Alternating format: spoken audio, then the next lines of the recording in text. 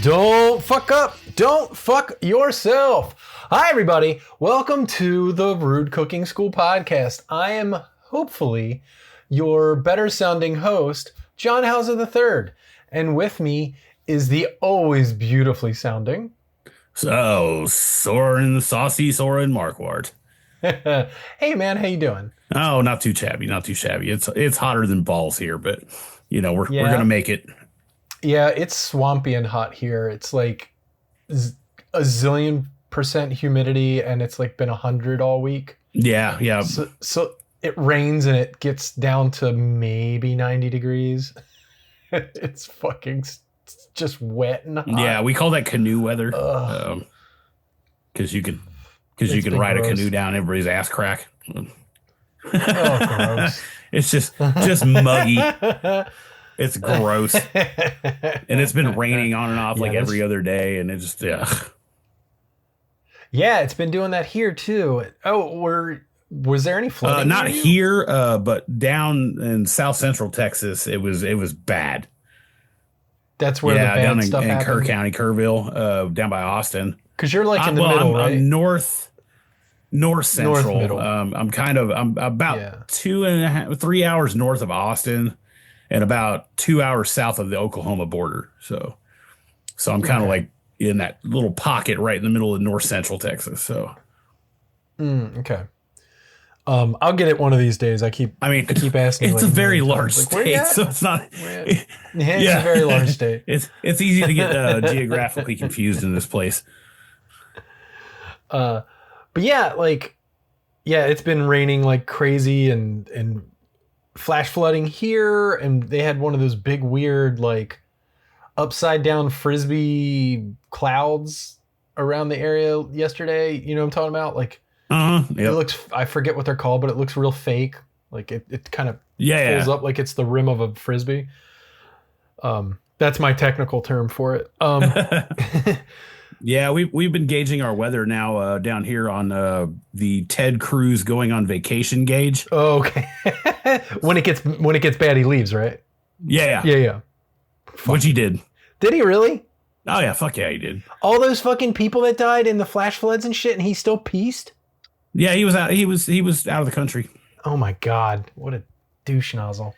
It's fucking quality government in this state. Let me tell you. One of these days, they'll figure out that he was the Zodiac. Anyway, on better news, what have you been cooking this week? Oh man, so we've been getting stuck off into a bunch of shit here lately. Okay. So I've been off this week. This is my meager summer break that I get. Nice.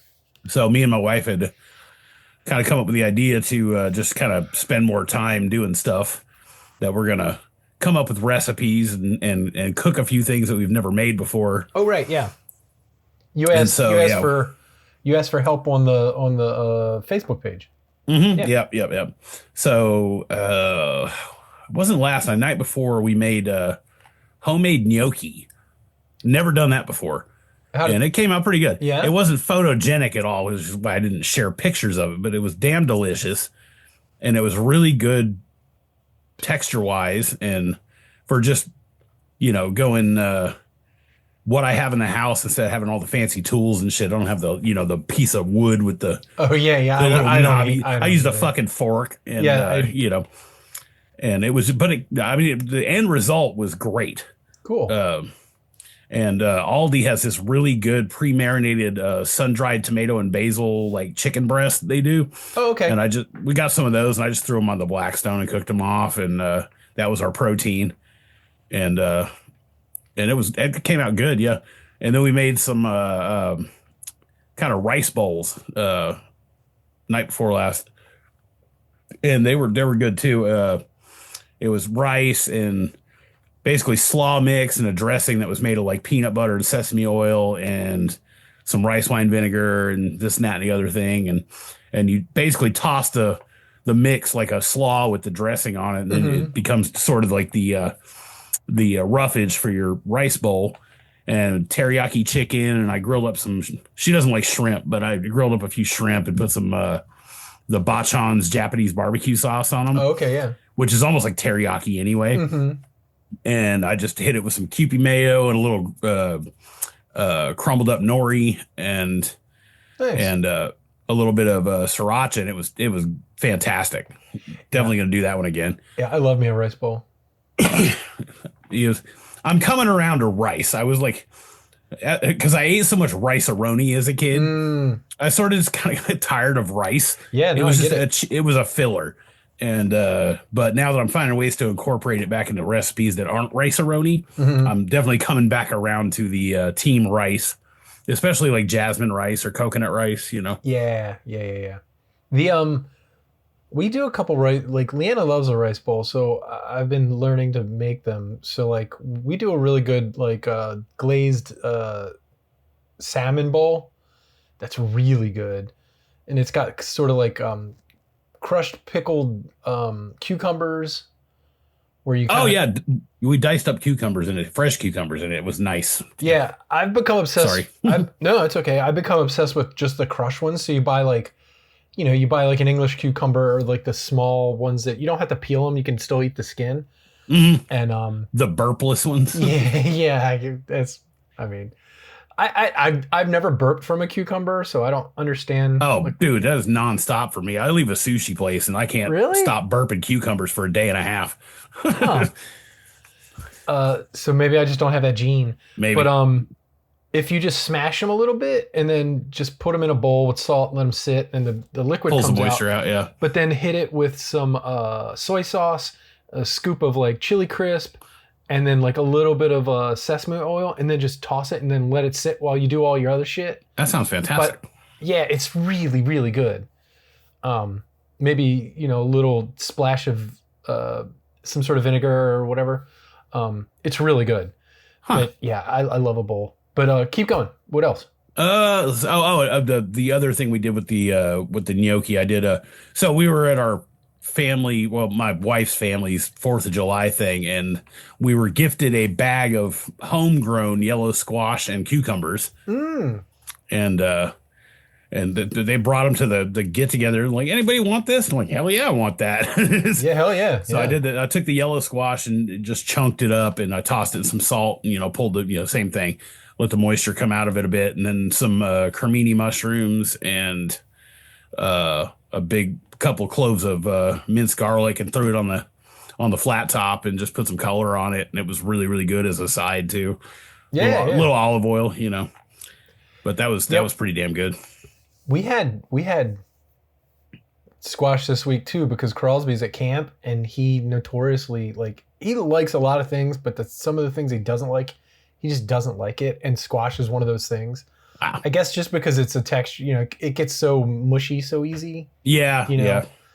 He still just hasn't come to terms with it, or I can't prepare it right or whatever. But Leanna for dinner for our Meatless Monday did it was like orzo and garlic and zucchini and squash and something else. Oh, roasted cherry tomatoes. It had some sort of sauce and then some mint. It was kind of Greek and kind of not. It was really fucking good. Sounds good. Sounds nice and light too. Yeah.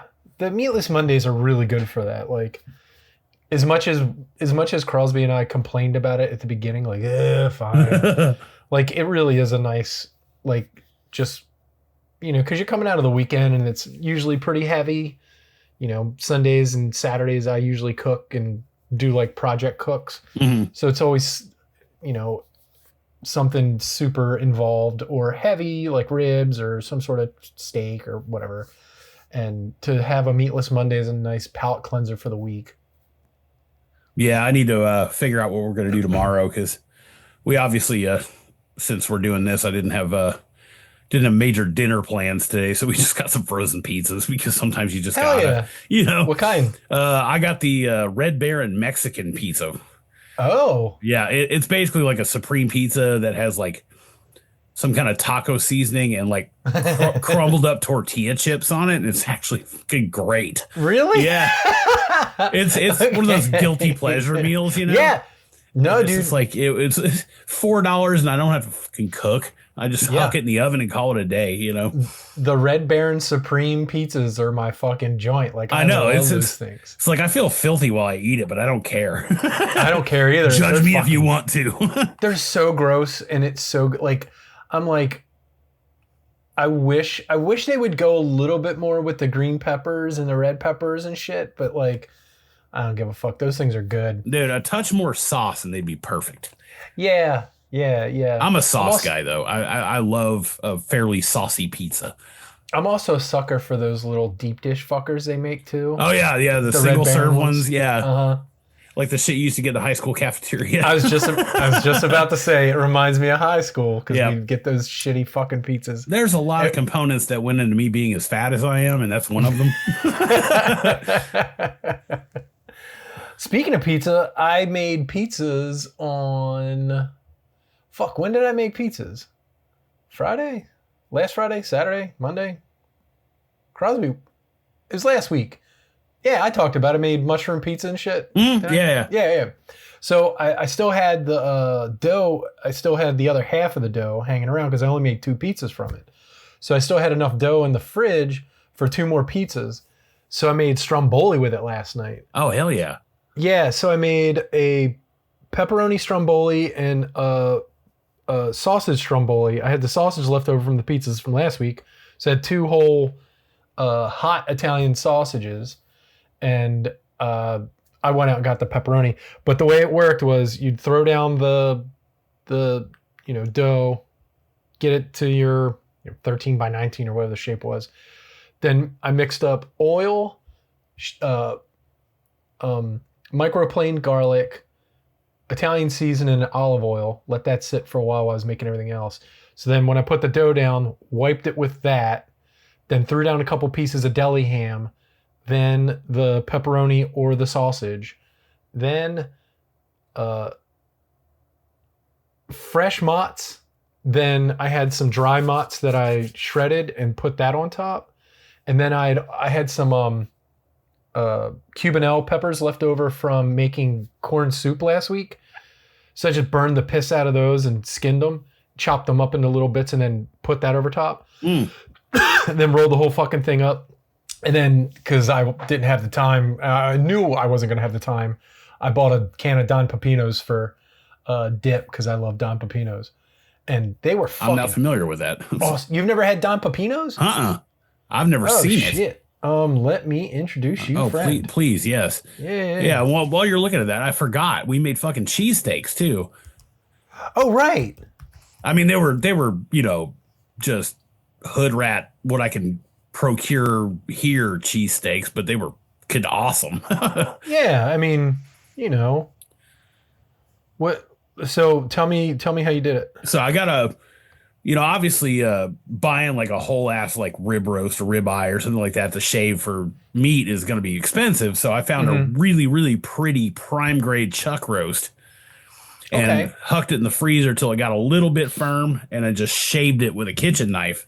And then I took all the meat that I'd shaved off and laid it flat on a cutting board and just gave it a little meat hammer action just to tenderize a little more. And then, of course, bell peppers and onions. And I threw it all in the Blackstone and cooked the meat off and cooked the veg off and toasted up the hoagie rolls. What kind of cheese do you use? Whiz, because I'm a garbage person. You are a garbage person. I mean, I accept. I'll take that criticism. That's fine. I love Cheese Whiz. I grew up on Velveeta, dude. I was like, everything we had was fucking Velveeta back in. I did too. And when I was a kid, I really liked Cheese Whiz on my cheesesteak when I would go to Philly. And I can't fucking stand it now. I don't know what it is about it. Well, it's only a thing I get every now and then. So yeah. I make my own cheese sauce if I can. But again, I'm an asshole. So now, here we go. I was trying to do the cool shit that I could do and kind of shortcut the shit I didn't. I've never seen that can in my entire life. You've never had Don Pepinos? Huh? It's really good. I mean, it's everywhere. You should pretty like I don't know. Maybe it's not everywhere. Apparently, it's not. I've never seen. Maybe it's a northeastern thing. We get like Cento down here, but we don't get. I've never seen that shit in my life. This is what I'm talking about right here. The pizza sauce. Oh, okay. So it's like I might have to. It comes with all the shit. Yeah, dude. We still gotta do that. Yeah. But Don Pepino's is like when you think of like 1980s ass pizza, like the pepper, the sauce from that, like if you remember the pizza from when you were a kid 30 years ago, that's what it tastes like. Dude, that's exciting. I want to try it like real bad. Yeah, it's really good. And in a pinch, it's great. Like last night, we just had those, we had the pepperoni stromboli and the sausage stromboli. It was fucking awesome just to have that as a side, just dipping sauce.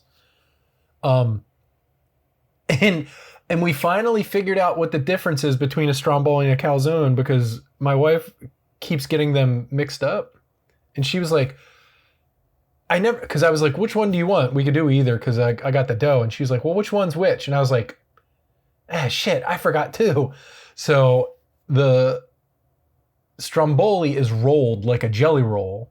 Yeah. And a calzone is basically a pizza that you just kind of flip on itself and then seal it up like a clam. So, yeah. It was really good. I would definitely house either of them. Yeah. Another thing we made was so Crosby's been at a camp all week. So the day before, we took him on Sunday. He comes back tomorrow, and Saturday night he wanted to have smash burgers. So I was like, Father, please, before I leave forever, may I have one more smash burger, Father? And I'm like, yeah, that's fine. So we had some friends over, his friend and their parents. We all hung out and played Yahtzee and ate smash burgers and shit. But I did Oklahoma burgers. So nice. like Oklahoma smashers. Yeah, the onion burgers. And then, made like a good burger sauce, just mustard, ketchup, mayonnaise. I took pickles and pureed them and then added all that back in so I could put it in a squeeze bottle and just onto the buns and shit. They were fucking awesome. I feel like I need to buy a whole bunch of squeeze bottles just to keep around, just for shit like that. The problem is you buy a whole bunch of squeeze bottles to keep around, and then they disappear. And then when you need them, you're like, oh, fuck, where are they at? And then you open your fridge, and they're all in the back of your fridge. Full of whatever you can't identify anymore. Yeah, molded fucking barbecue sauce from fucking 6 months ago. So, yeah. It's fermented. Yes. Exactly. So I did a little research just now, and I can get Don Pepino, but I have to drive 150 miles. Really? That far? It's in an HEB down by Houston, which is like almost the Gulf Coast. You don't have like an Albertsons or? We have all of the above, but the only thing that popped up is a Texas store that carried it was HEB. Fucking HEB. And it was the only place that had it available was in fucking Victoria, Texas, which is almost in Houston. Oh, Jesus. Which is about 4 hours from here. Because Texas is one of those fucking places. You can literally leave Dallas and drive for 8 hours west, and you're still in fucking Texas. And that's not an exaggeration. I got to start. Okay, I'm going to put this on here. Don Pepino's. I got to start making you a list. Yeah, same. Yeah. I mean, to be fair, a lot of the shit's going to come from Buc-ee's here. But that's all right. Most of my shit's going to be Old Bay flavored. So, well, I've got the hot sauce because somebody from your Fair City and your Facebook group was kind enough to huck me some of that when it first came out. Right. Yeah. And also the pickle tapatio the pickle Franks that sold out instantaneously. Oh wow! So. A kind heart sent me a care package from McCormick. Oh, nice. What about, have you ever had crab chips? The Utz crab chips? Yeah. Yeah, we get these here. We get those here. You get those? Okay. Yeah. Yeah, Utz is pretty prominent here. Do you get Zaps, though? Oh, yeah. Okay. I figured they're pretty ubiquitous, but I have to find you some. Do you get wrap snacks? Yeah. Yeah. I mean, yeah, we definitely get wrap snacks. They're not good. I don't like them. I've never had them. But they're interesting. The couple I've had, I'm like, I wish it had more flavor. I knew they did the cup noodles too. Oh, I didn't know they did cup noodles. Yeah. Eek. Yeah, okay, your first thing's Don Pepino's. We've talked about other things, so I gotta look and see what I can kind of get you and send to you. Natty Bo. Oh. You don't want that. It's not made here anymore. It's made in fucking Michigan or something like that. Oh, well. Well, I can send you a local beer. Yeah, send you a 6-pack of different stuff. Yeah. Yeah, it sounds like a plan. Okay. And then finally, Leanne and I took advantage of being childless and went on a date night on, what's today? Thursday? Thursday, my dad's birthday. When the hell did we go? Was it last night? 2 nights ago, Tuesday. We went Tuesday night. And man, we were going to go to this place we went to for our anniversary that we went to, and it was awesome. They had these like chorizo, Induja's stuffed fried olives, and like just all this amazing food. It was so good. And I was like, well, let's try a new place, because I didn't want to, go to that place more than twice in 6 months because I'm a fucking idiot, right? So there's a new place that opened up by us, and I've been wondering about it. And before, it was like this rich asshole place that like just rich assholes went. It's like divorced dads are us kind of deal. Yeah. You know what I'm talking about? Yeah, like, yeah. They're out there with their Tinder dates. If it would have been the 90s, it would have been a cigar bar. Like yeah. That kind of fucking place. You know what I'm saying? Like whoever owns it put a lot of money into it, but they've got no taste. And it was that place for a while. It wasn't very good. like 3 or 4 years ago, Leanna took me there for Father's Day. And I was just like, yeah, sure, let's go. And it was one of the worst restaurant experiences. I got into an argument with the fucking waiter, which I never do. Like, it was terrible. Oh, man. Like, Leanna, it was a bad night. So it was like, fuck that place into the ground. And then finally it went away because it was a garbage restaurant. Yeah. So this new place opened up and I'm like, all right, let's check this place out. She was like, yeah, the menu looks good. Because that's the main thing, right? If the menu looks all right, I'm like, all right, so let's go. So I'm going to show you this menu. And I'm going to show you what I got. And then I want you to describe it. And then I'm going to tell you actually how it was. So I will say I got this. It's called the Ginny from the Block. That tracks. Catoctin Creek Gin, Font Bon, which, by the way, Font Bon is like, oh shit, what's the, it's like chartreuse. It's like a herb saint. Like, okay, like one of those things. Like a digestive. Yeah, so it's gin, Font Bon, honey syrup, Lijardo, cherry juice, lemon juice, and then they're calling them fee foam bitters, but it's what do they call bean juice? Coffee? Aquafaba. Aquafaba, yeah. Okay. Yeah, you know what I'm talking about? Like the water from a can of beans is called aquafaba. Okay. But you can foam it. It holds a foam. So people use that instead of eggs as an egg alternative, and you can't tell the difference. It's great. Oh, okay, yeah. But that was a great cocktail. It was really good. Whoever the person who does the cocktails there, fucking on point, right? Mm.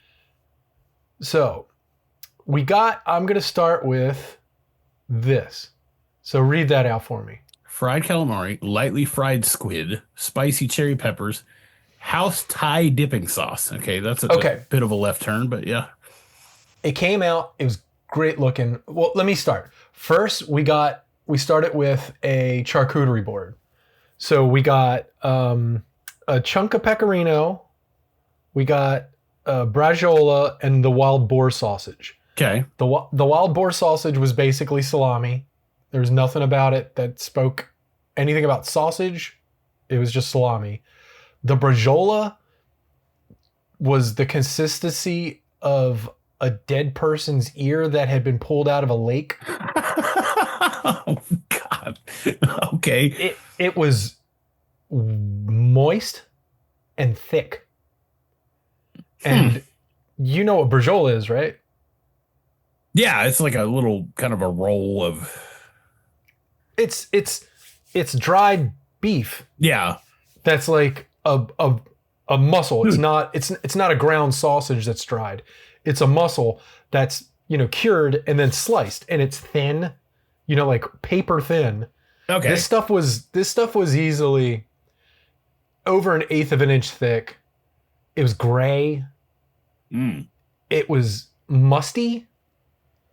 It was very funky. Like if you get like a funky cheese and it has that kind of moist rind on it, that's like off-putting until you actually get to the cheese part in the middle. Yeah, it smells a little bit like a wet towel. Yeah, like a bad basement. Yeah, that's what the braciole tasted like and smelled like. Not great. It had almonds and some grapes, some clearly homemade sweet dill pickles, and mustard. Fine, whatever. That stuff's whatever. But the braciole was garbage. The boar sausage was not boar sausage. It was fucking just salami. And the pecorino was fine. It's pecorino. What are you gonna do? Yeah. But the whole thing was like a giant salt bomb. There wasn't a lot to balance out. You had the pickle, which was kind of salty and sweet. You had the almonds, which were salty. You had olives that were salty. The grapes were a nice respite. I actually was eating the cherries from my drink to back off the salt from the charcuterie board. Oh, damn. Okay, so back to the calamari. Calamari came out and looked fucking awesome. I mean, it was super crunchy. I was like, hell yeah. Grabbed a piece, threw it in the dipping sauce, ate it, and I was like, huh, that's weird. And then I ate a piece by itself, and I was like, huh, why is that kind of sweet? And I was like, Leanna's eating it, and she's digging it because it's crispy, and she's digging the dipping sauce, which the dipping sauce, I was like, what the fuck, too. But she's like, what is that flavor? What does this taste like? And I was like, I know what it is. It tastes exactly like onion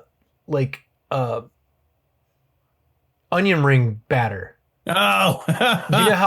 you know how onion ring batter has a sweetness to it, almost like a funnel cake? Yeah.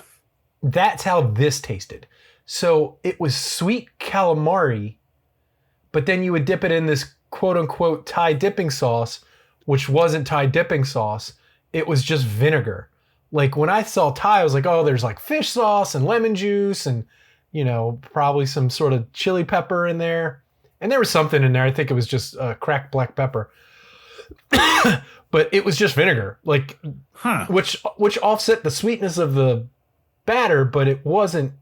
It was just kind of like, but it wasn't straight vinegar. It was like watered down vinegar. Okay. So it's like you got calamari at the county fair. Yes, and there wasn't cherry peppers. It was just sliced jalapenos. Because I grabbed one by accident and took a bite of it and then was like, whoa, what the fuck was that? And it didn't have any, like, I didn't know. It's like, I didn't even know the cherry peppers were going to be fried. I thought they were going to be like on the side, like cherry peppers. And nope. So I was like, oh, that's bad. And then we got this. Let me see. What should we go with first? So we got the grilled halloumi. I'll say this: the grilled halloumi, roasted sweet peppers, zong sauce, burnt honey, crispy garlic, house pita. Okay, fine. The grilled halloumi was great. They gave us 3 pieces of it. 3 fucking stick of gum sized pieces of halloumi. The roasted sweet peppers were fine. They were just those. You know how you can buy a bag of little baby peppers? It was like 6 of those that were just roasted. And then the jug. The zog sauce, which I don't know. Zog or whatever the hell. It was like a spicy mayonnaise. That's all it was. Gotcha. I don't know about the burnt honey or crispy garlic. Maybe that was on top of the cheese. And the house pita was Basically small little pizza, like pizza crusts. Oh, Because they also, if you see right here, they have flatbreads. So I'm assuming they took whatever flatbread dough and they just say Sure, yeah, repurposing. Yeah, and I get it, but it wasn't fucking pita dough. It was, and it was a lot. Like I said, 3 pieces of fucking halloumi, and you had 2 easily 8 to 9 inch by inch thick pieces of fucking dough, like bread. It's ridiculous. Okay, so the thing that almost made me blow my top, and I'm serious when I say this. Like, I'm not going to say the name of this place. You can look up places near me that just opened up in Baltimore and look up, the name of the drink or whatever. You can find this place. I'm not going to blow up their spot. They haven't been opened up. They've been opened up long enough. They've been opened up for at least 5 months. So that's fine. I'm still not going to say their name because I'm not going to be a dick. But when I say this, I'm without hyperbole, I can't get this dish out of my head because it makes no fucking sense to me whatsoever on how they executed it, why they think anybody would fucking want this, and how in the fuck did this pass through. Like, the owner had to have tried this. Other people had to have tried this for it to get put on a menu, for fuck's sake. Oh. So read this right here. Can you read it? Yeah, yellowfin tuna tartare. Underneath. Oh, okay. Oh, lemon shrimp toast. Grilled baguette, sautéed shrimp, rosemary amaretto cream. What the fuck? Okay. Rosemary amaretto cream sauce. So I was like, okay, I like shrimp toast. I like, shrimp bruschetta. This kind of sounds like that. It comes out. It's shrimp on toast with the cream sauce. And I was like, oh, okay, cool. The cream sauce was really gloopy looking, and I'm like, oh, that's not great, but whatever. It smelled really good. I could smell the rosemary coming off of it, and I was like, oh wow, this is going to be good. So I just tasted the sauce while I was, moving stuff around my plate, and then was like, what the fuck? It was so sweet. It was like rosemary creme anglaise. Yeah, it's fucking amaretto, dude. It's literally like almond syrup. It's but so fucking sweet. I was expecting like a splash of amaretto, but not amaretto cream. Like, that's a dessert sauce. Yeah, but amaretto isn't like sweet if you just put a splash in for flavor. Like, this had sugar in it. This was an ice cream base. Oh, they just went ham on the sweet stuff. Yeah. Right? Yeah, and I'm like, why the fuck does this taste? And I was like, maybe I just read this wrong, and I read it, and I was like, maybe I was just expecting too much with the amaretto cream. Cream, like, when I hear cream sauce, I'm thinking they make a sauce out of cream and then splash of amaretto for just a little bit of pop, but there's going to be salt in it to be a savory shrimp dish, because who's ever had a fucking sweet shrimp dish? I mean, unless like sweet and sour coconut, like coconut shrimp maybe, but even that's not sweet unless you're at fucking getting bang bang shrimp from fucking Fridays or something like that. Like, so I'm like, all right, I'm not gonna let this drive me that insane. I'm just gonna not eat it. The sauce, I'll just eat the shrimp on the toast. Like, try to scrape as much as I can. I take a bite of the shrimp. The shrimp has clearly been sitting in brine all day. It is the saltiest fucking thing I've ever had. On top of just being blown out by the charcuterie board, that I was like, oh my God, what the fuck is happening? So then I taste the two of them together, and I realized why the shrimp was so salty and the fucking cream was so sweet, because together it kind of canceled each other out, but was still overly sweet. It's one of the grossest things I've ever eaten. Oh, by the way, what's the name of it? Lemon shrimp toast. Guess what? I didn't fucking taste at all. Lemon. Not one fucking bit of it. Not one bit of it. It wasn't anywhere. There was a zillion pounds of rosemary, which was fine, but it was so sweet. And again, I mean, you as soon as you read the amaretto, you were like, "Oh, fuck that." So maybe I'm also used to like cheap, shitty amaretto and like Di Serrano, which is like super cloyingly sweet. Yeah, that's true. Yeah, because I don't drink a lot of liqueur. It was so gross. Not my thing, really, but yeah, it was so bad. And at the end, we kind of had a lot left over. Like we seriously only ate 8 pieces of calamari and probably left 147 pieces left because it was a big plate of food.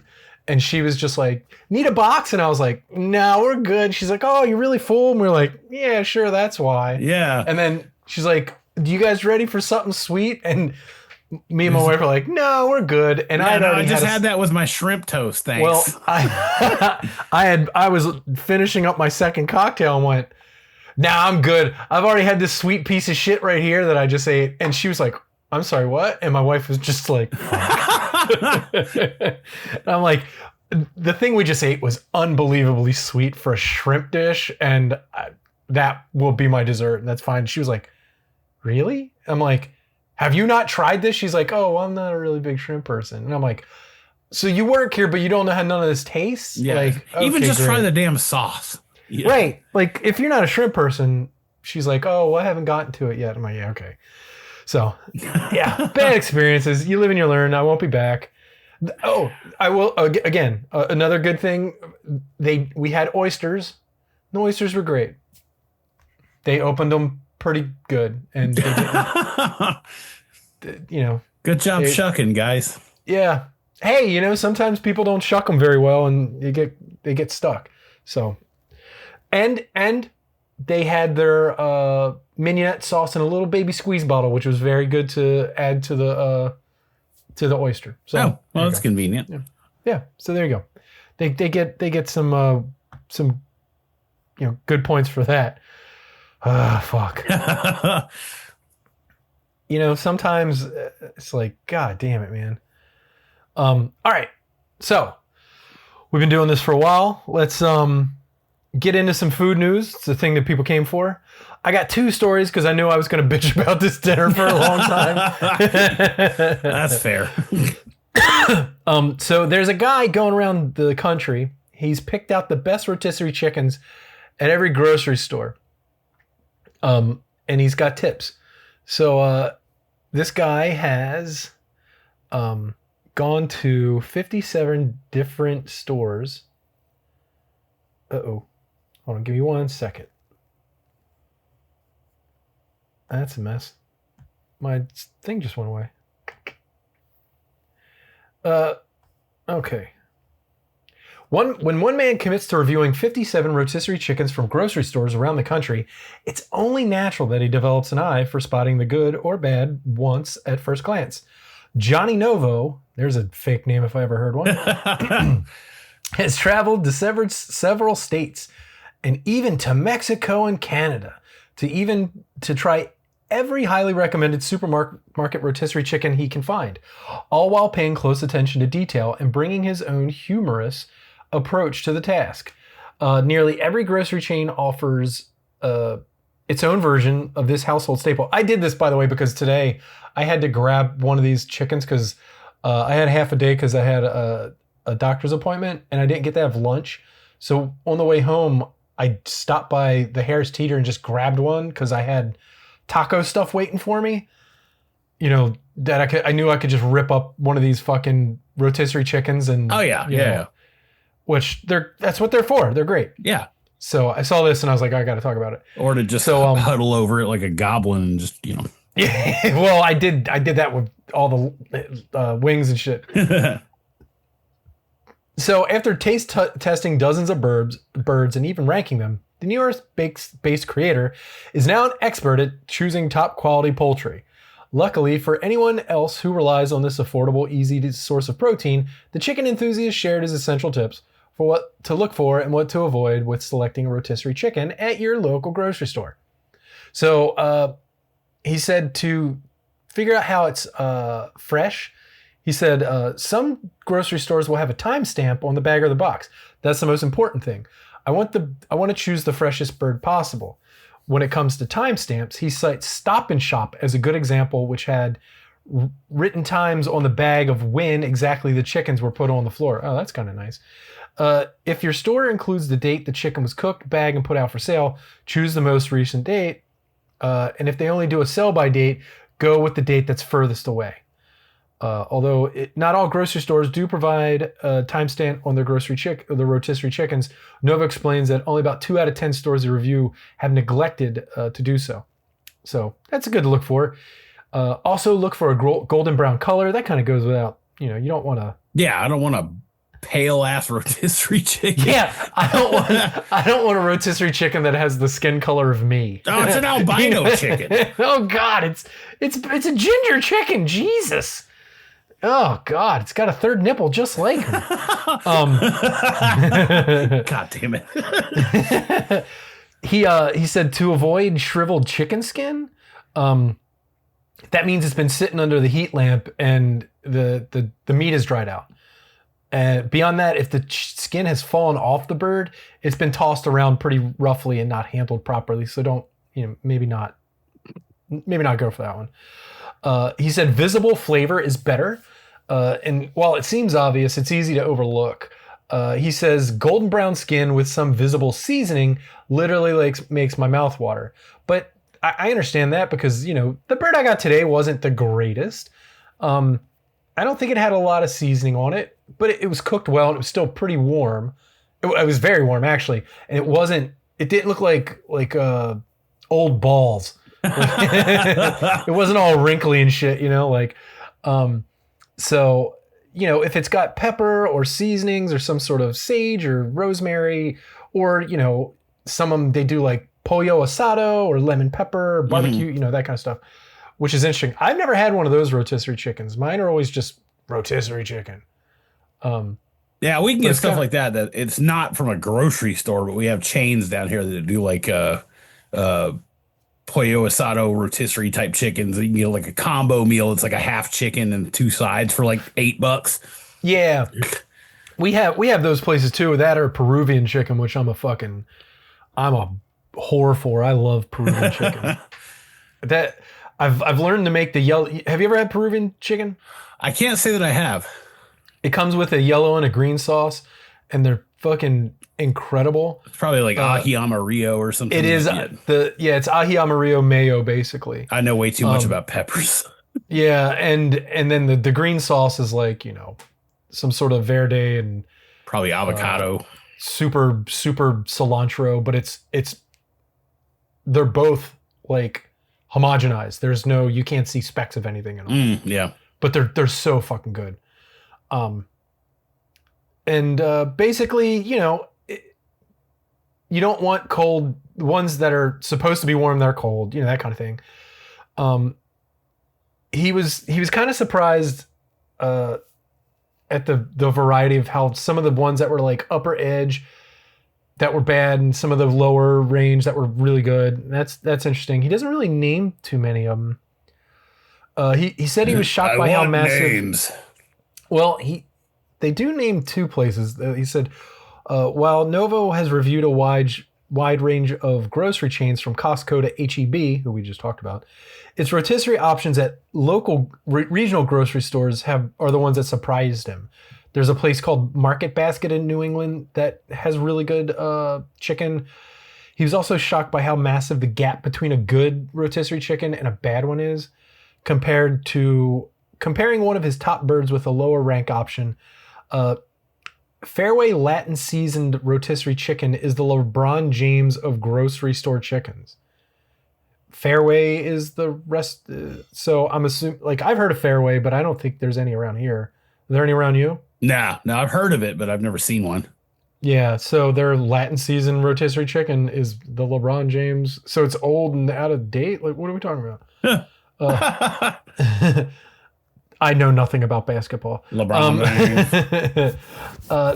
this compared to Costco's bird is laughable. So he's saying the Costco bird sucks. So, or, you know, yeah, I guess he wasn't a huge fan of that, but whatever. Costco's the original, right? Like, wasn't Costco the one that kicked all this shit off where everybody's like, oh, shit, yeah, they were kind of the prototype for, you know, $5 rotisserie.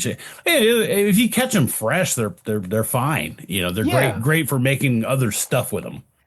Yeah, and that's the problem is like a lot of these places, they put them out in the morning and probably that's it for the day. So you got to, maybe they do another turn right before rush at like 4, but you got to get them when they come out fresh, right?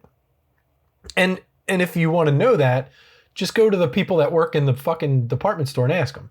And then you can get a good idea to do that. You know, some people are afraid to ask the people that work at these stores, like, hey, when's this come out or whatever? They'll tell you. You know, they don't give a shit. They're just how like, old's this chicken? Yeah. Hey, were you kicking this thing around like a soccer ball? Yeah, we were. Don't eat it. Okay. Okay, I'm going to end with this story because I love this. I love this drink. I love this liqueur. And I just found out that it has a special thing that I can't have immediately. And it makes me want it more. God damn you, Fernet Branca. Oh, yeah. So did you know Fernet Branca, right? I'm familiar with it. I've never tried it. You've never had it. Okay. No. So I had it for the first time in 2010. It's the first time I can remember having it like and knowing what its name was instead of just somebody giving me a shot of something and being like, drink this. Yeah. When I'd already been 10 in, right? So in 2010, we went to Spain and we were in Barcelona in the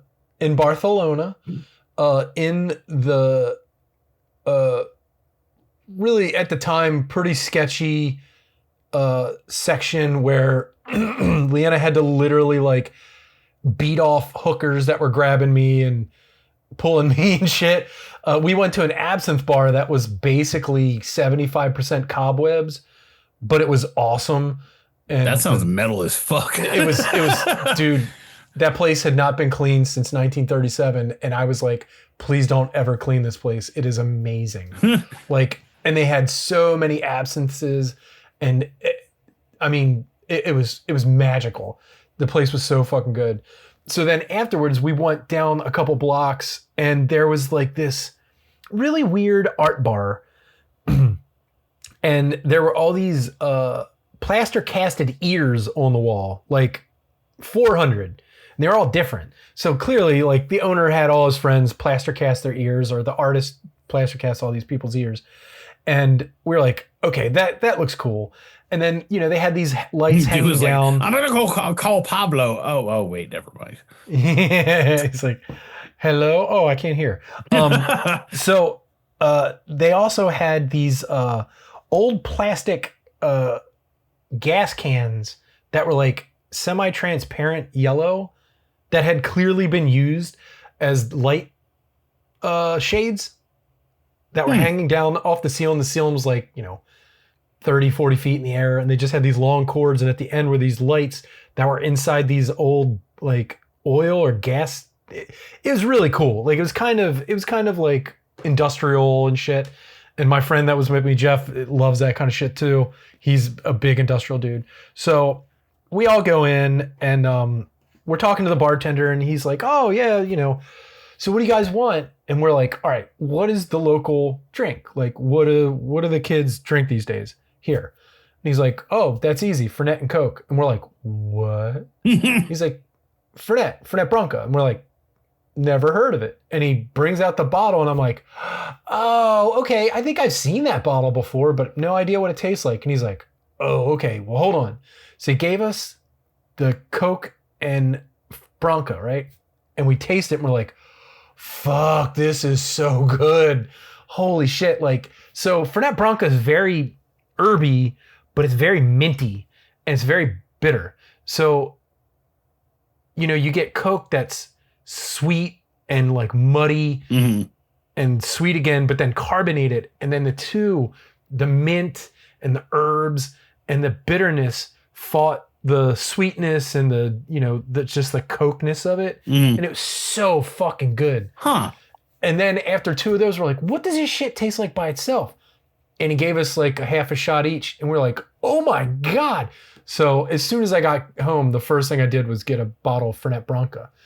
And then weirdly, they did a giant push within the next year or two in America. And every hipster place in Baltimore was fucking selling this shit. Like bars overnight had their own Fernet Branca like taps. They had this shit on tap because Fernet and Cokes had gotten so big. And it was really weird. I guess it was just a push by Fernet to like move into dive bars or something at the time. I mean, because then you can make anything trendy enough if you huck it in a good like hipster bar. They're going to be like, well, and that's I was the first one to try that. Because if you can get the dive bars in the hipster places, then everybody wants it, right? Just to make, first they make fun of them, but then they're like, oh, well, I want it too. It's a really good way to, that's what Pabst did. Pabst went for the hipster bars. Oh yeah, happened down here too. Right, and I love Pabst. It was all the punk rock bars down here. Yeah, exactly. Same here. But same thing with the Fernet. And so since then, I've loved Fernet, but now I found out they make these fucking coins. And they only give out a few every fucking year. I want one. I want a fucking Fernet coin. So it's like a challenge coin or something. Yes. So among bartenders and the cocktail savvy, Fernet Branca is a bitter Amaro with a reputation as a welcome shot, referred affectionately as the bartender's handshake. Oh, it's like Malort. Well, kind of, but they didn't coin that term. But so what happens is when some bartenders get off and another bartender get on, they share a shot. Like, all right, let's do it. Boom. Oh, you're off. I'm on. Passing the torch. Sneeze. Excuse me. The brand distributes collectible coins among its most loyal fans of the liqueur and its bitter mentholated herb flavor profile. Over the last 13 years, it started in 2012, the coins program status has grown alongside Fernet Branca's fandom. So while the recipe for the drink is tightly guarded, 6th generation Fernet producer Eduardo Branca is more than willing to discuss why he loves the Challenge Coin program. The coins have fostered connection for Branca and Fernet drinkers around the world. But there's one coin that has so far eluded his grasp, which is wild.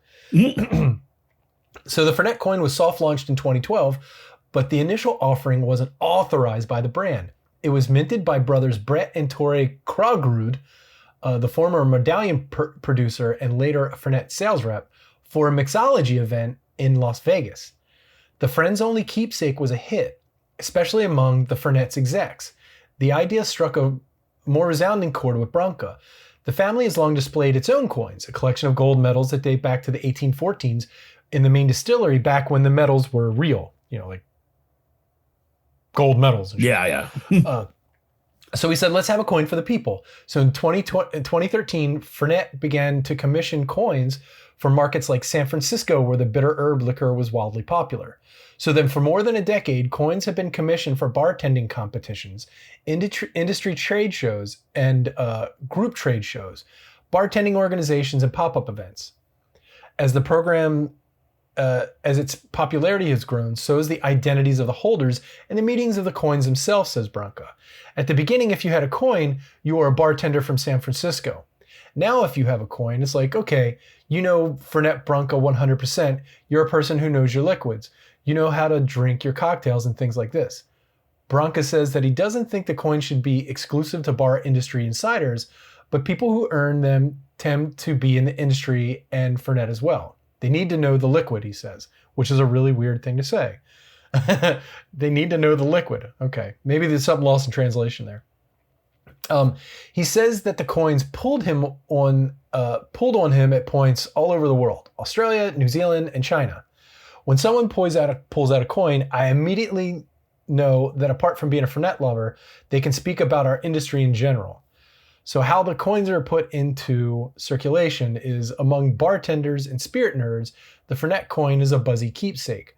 It makes it vulnerable to imitation, as other spirit brands have since created coins. It could also make the Fernet coin vulnerable to oversaturation.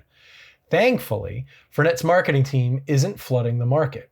When you have it, says Branca, you're part of a group that's a little bit different, a little bit crazy, and a little bit willing to do the extra step. Okay, now you're just starting to do advertising, and that bums me out. So they've been doing the coins for a while. A basket of coins was offered at a party in 2017.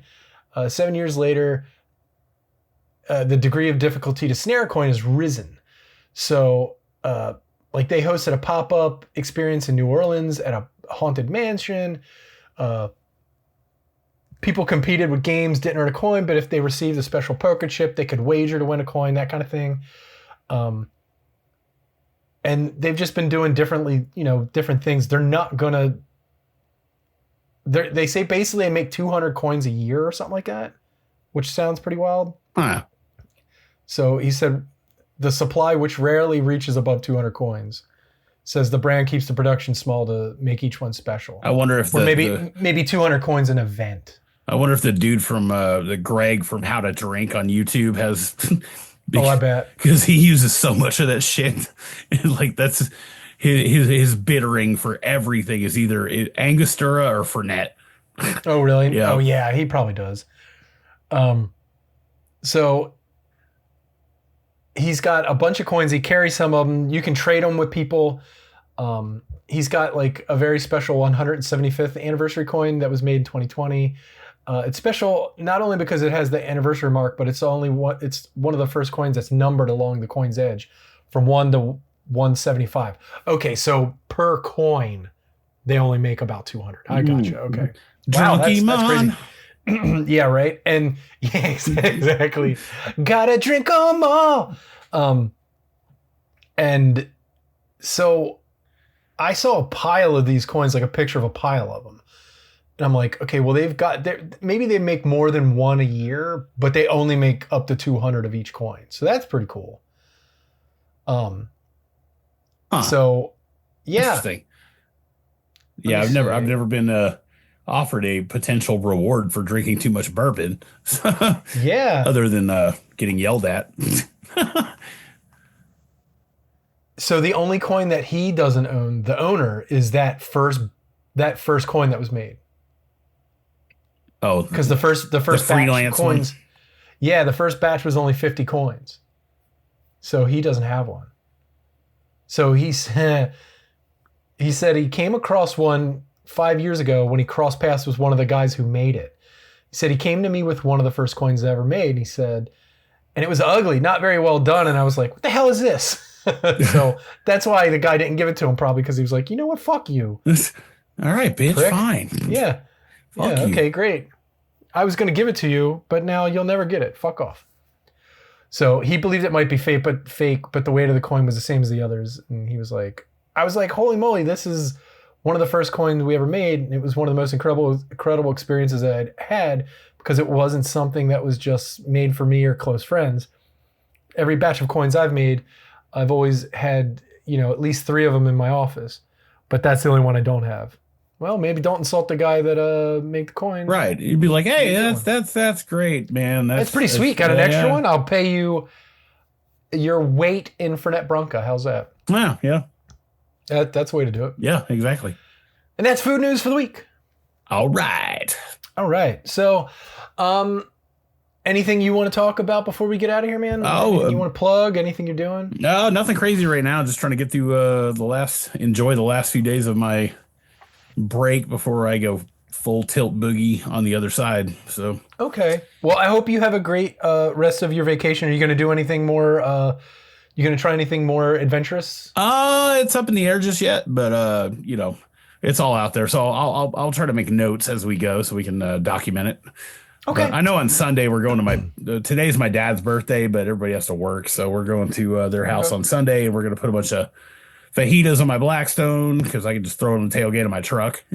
Nice. And do fajitas and stuff for his birthday dinner. And sweet. So, well, good, man. Well, I will talk to you next week, and I will talk to you, dear listener, next week for the Rude Cooking School podcast. We'll have something fun planned for you, and I will talk to you then. So, for the Rude Cooking School podcast, I'm John Hauser III. Don't yuck my yum and garbage everything.